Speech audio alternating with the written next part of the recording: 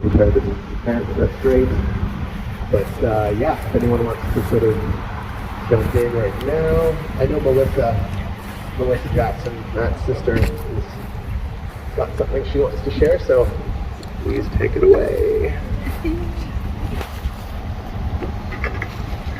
Thank you.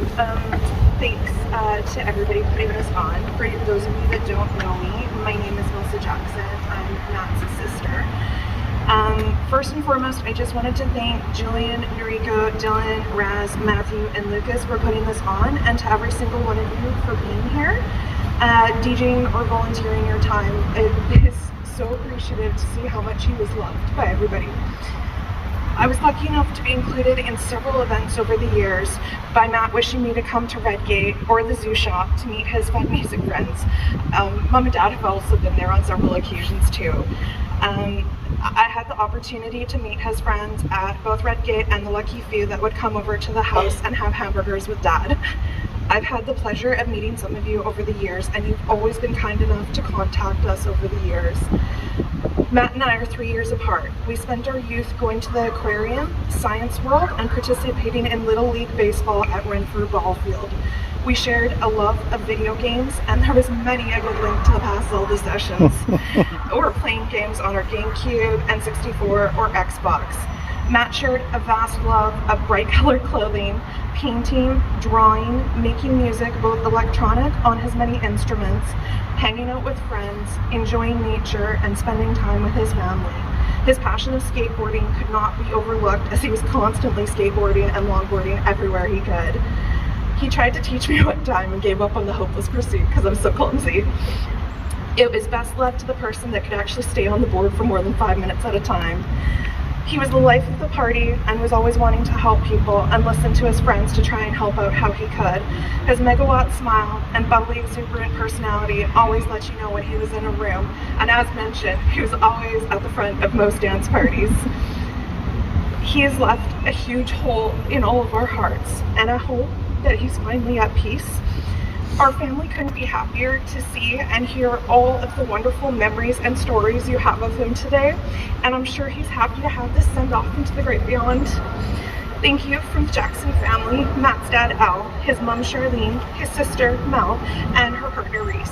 Thank you. Thank you. Thanks so much, Melissa. Hey, so I'm Liz. Some of you know me, some of you don't. I knew Matt for 15 years. I'm so happy I got to, and I wrote a little thing. I'd like to share it. I'll try not to cry. I might, so here we go. On the dance floor, Matt Jackson was an open book.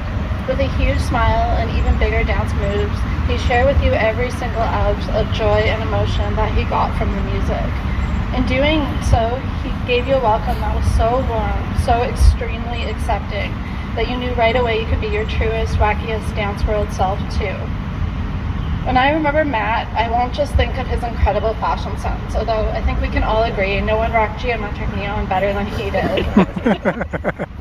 I won't only remember watching him grow from a dance floor phenomenon to someone who created music and experiences for others, and I'm very, very honored I got to be a part of that. As much as I wish I could have one more of his amazing hugs, I'll carry the ones I was lucky enough to get with me in the way that he inspired me, in the way that he continues to inspire me, in the way he kept creating art no matter the challenges life threw his way, and how it reminds me to keep pushing forward with my writing even on hard days too.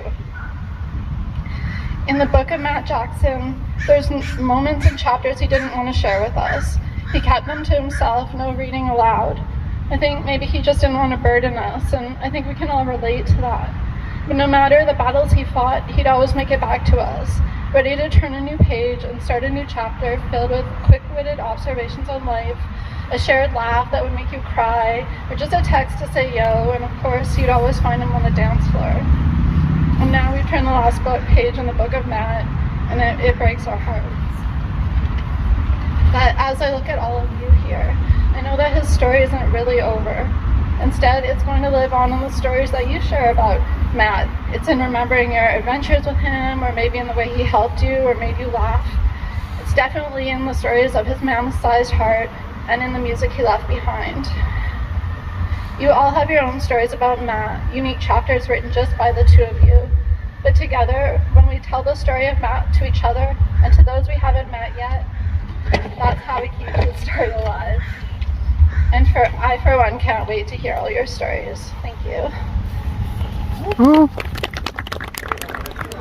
Help yourself to the plate. Get me some stuff too.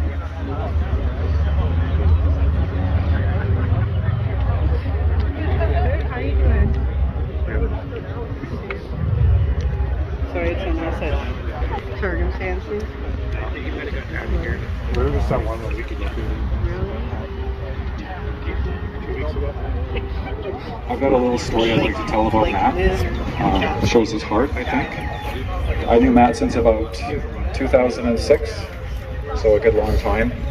And every time I saw him, he was smiling, and he made me smile. Now, there's lots of stories about Matt at parties, but this is a different story. Excuse me. I just come back from a 3-month road trip in an old camper in the United States, and I was road weary, and I've been living out of a suitcase for months, and I got back to Vancouver and somehow connected with Matt. I don't even remember how it happened. It's probably on Facebook or something like that. But Matt invited me into his, I assume his parents' home. If you're here, you weren't there, but I was in your home, just so you know. And Matt made me a meal, like bacon and eggs or something like that. It was just so thoughtful and kind. It was like, because he knew I'd been on the road, and it just, as I said, it showed where his heart is at, because I hadn't been in a home for a while. As I said, I've been living on the road for 3 months, and I'll always remember that kindness and how it felt to be home and welcomed home like that. So thank you, and thank you for your belated hospitality. Cheers. Drop by another time. Absolutely, thank you. It's just a clearing for their plants. I mean, it kind of looks like it's funny. That's the whole point.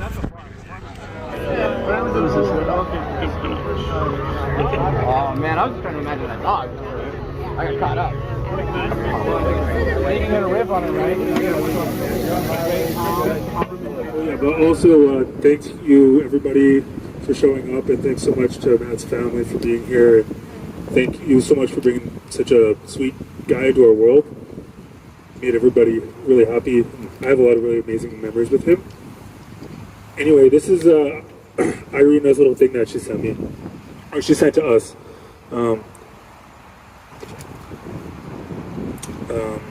If I could speak to myself 1 month ago today, I'd have a lot to say. That version of me would not know the loss I was about to experience, and I could never predict the journey I would begin the day my best friend died. The thing about life is that all of us are going to experience great loss, if we have not already. Nothing anyone could have said would have prepared me for this. Losing someone close to you is one of those rare occasions where no matter what anyone may say to you, there is nothing that can be said to eliminate the pain. Nothing that can quite take away the aching sadness and heartache that comes along with losing someone that is so dear and close to your soul. There's simply no words that can heal you. In these moments, I've learned that there's nothing anyone can say to you that can fill the void. Nothing that can replace a hole in your heart that is now wider and bigger than what may feel now like life itself. And then she goes on to say, all those things, all those days he supported me and vice versa, all those great laughs and your family gatherings. We had so many memories to remember, and they are way too personal to share. And I know you wouldn't want me to share, but now is my chance to appreciate the memories, look back on the good times, and use this pain and discomfort to grow from it all. As hard as it may be right now, I love you forever and ever. It's like a movie, some of the stuff that we've been through together, and it's absolutely surreal. And yeah, I miss him a lot, but I'm glad that we can all come together in his honor. And thanks again so much to his family for being here.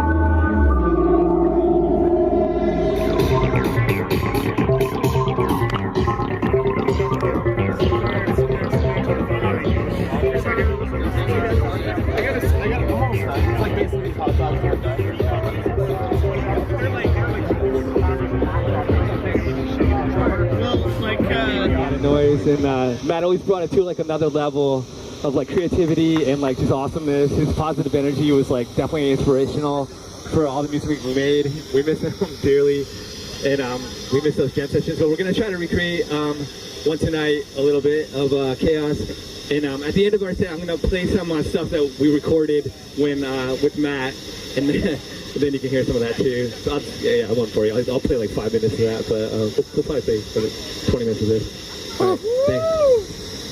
Let's go! Thanks, bro.